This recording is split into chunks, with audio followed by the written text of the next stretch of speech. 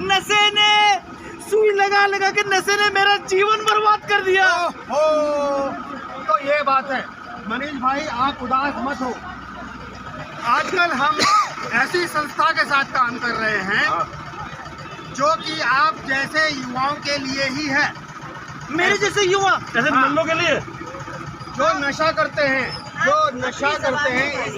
इस जैसे युवाओं के लिए संस्था लक्ष्यगत हस्तक्षेप परियोजना के अंतर्गत काम करती है, जिसमें कि जो नशा लेने वाले युवा हैं, जो इंजेक्शन द्वारा नशा लेते हैं, उनको उस संस्था में रखा जाता है, जहां पर उनको पूरा आराम, टीवी वो देख सकते हैं, अखबार पढ़ सकते हैं, किताबें पढ़ सकते हैं, और तुम जैसे ही युवा और लोग भी वहाँ रहते हैं, उनके साथ अपने परिवार की तरह रहकर अपना वहाँ कुछ दिन गुजार कर आप जो है बिल्कुल आम युवाओं की तरह ही जिंदगी जी सकते हैं। राजेश भाई, क्या ये हो सकता है कि मैं नशा मुक्त हो जाऊं और अपना पुराना जीवन जी सकूं? बिल्कुल, इन ड्रॉप इन सेंटर्स में जो है आपको डॉक्टर द्वारा बिल्कुल निःशुल्क परामर्श भी दिया जा रहा है, जिससे आप अपने जीवन को सुधार कर सकते हैं।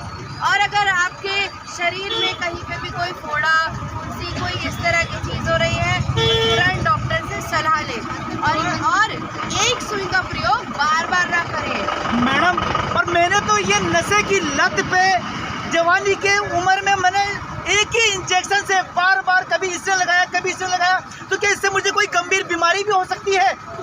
बिल्कुल हो सकती है भाई। एक ही सिरिंज का इस्तेमाल आप साझा न करें कि पहले मैंने लगाया, फिर मैंने आपको दिया, उसने उसको, ऐसा बिल्कुल ना करें।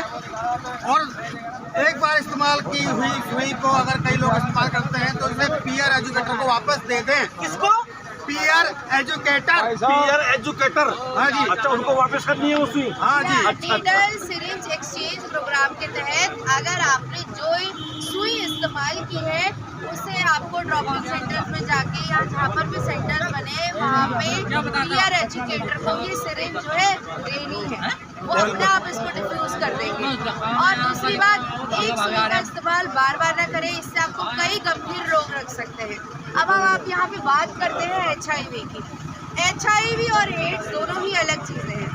HIV एक प्रारंभिक रूप है जिसमें आपकी रोगों से लड़ने की क्षमता जो है धीरे धीरे कम हो जाती है, और एड्स उस अवस्था को बोलते हैं जब आपकी रोगों से लड़ने की क्षमता बिल्कुल खत्म हो जाती है। ऐसी स्थिति हो जाती है।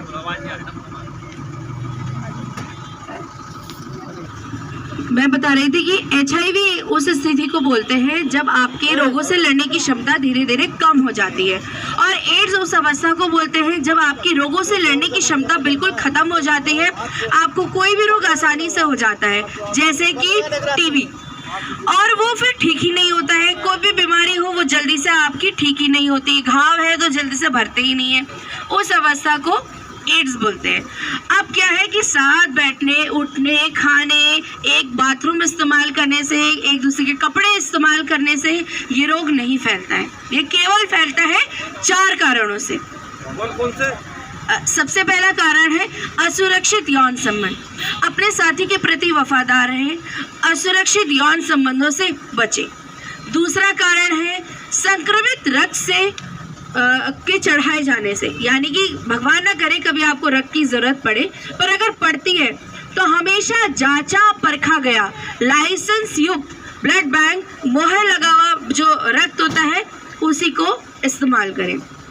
तीसरा कारण है संक्रमित सुई के बार बार इस्तेमाल से। जैसा कि हम कह रहे हैं कि एक सुई का प्रयोग एक व्यक्ति पर केवल एक ही बार होगा, बार बार इसका प्रयोग नहीं कर रहे। नहीं तो जैसे मान लीजिए कि मैंने कोई सुई का इस्तेमाल किया और मुझे कोई गंभीर रोग है, तो वही रोग जो दूसरा इस्तेमाल करेगा उसको भी होने की संभावनाएं हैं। और चौथा कारण है संक्रमित गर्भवती माता से उसके होने वाले शिशु को। जब भी आपको पता लगे कि कोई भी माता गर्भवती है तो उसकी तुरंत जांचें कराएं, HIV जांच भी कराएं, वो सारी जांचें होनी चाहिए उसकी, ताकि पता लग सके कि उसे HIV है या नहीं है। अगर है तो ऐसी स्थिति में समय रहते ही होने वाले बच्चे को हम जो है इस रोग से बचा सकते हैं। और अच्छा खान पान, स्वस्थ दिनचर्या के साथ HIV का व्यक्ति जो है अच्छी तरह से अपने जीवन को व्यापन कर सकता है। और अभी एक नई नीति भी आई है कि जो भी लोग HIV एड्स पीड़ित व्यक्तियों से दुर्व्यवहार करते हैं तो उनके खिलाफ भी उचित कार्रवाई की जाएगी। इसलिए जो है इस तरह का जो अपराध है उसे बिल्कुल भी ना करें। HIV एड्स के व्यक्ति को जो है प्यार दें। और दूसरी बात, हमें डर लगता है कि हमें HIV है तो हमारे अड़ोसी को पता लग जाएगा, पड़ोसी को पता लग जाएगा, अलाना को पता लग जाएगा, फलाने को पता लग जाएगा। तो ऐसा बिल्कुल भी नहीं है। जब भी आप जांच कराते हैं तो आपको जो है फ़ोन किया जाता है, फ़ोन के माध्यम से आपको बुलाया जाता है और आपको बताया जाता है कि आप HIV पॉजिटिव है। और इसमें जो है ये जांचें बिल्कुल निःशुल्क है और जो भी रिपोर्ट है उसे बिल्कुल गुप्त रखा जाएगा, यानी कि मुफ्त में और गुप्त भी। तो ये सारी बातें हम आपको बताने आए थे। और यहाँ पे आप जो है रक्तदान भी कर सकते हैं। रक्तदान के माध्यम से भी आपकी बहुत सारी जांचें हो जाती हैं जो हम अस्पतालों में जाके कराते हैं, उसके लिए हमें अलग से पैसे देने पड़ते हैं। जब आपका रक्त लिया जाता है तो जो है उसकी फुल स्क्रीनिंग होती है। ऐसा नहीं कि आपको पकड़ के कोई भी ब्लड निकाल लेगा। अगर आपके जो मानक जो उसमें दिए गए हैं उसके तहत आप आते हैं तो आप जो है ब्लड डोनेट भी कर सकते हैं। और ब्लड डोनेट से फ़ायदा ये होता है कि आपकी बहुत सारी जांचें हो जाती हैं जिसमें HIV की जांच भी होती है।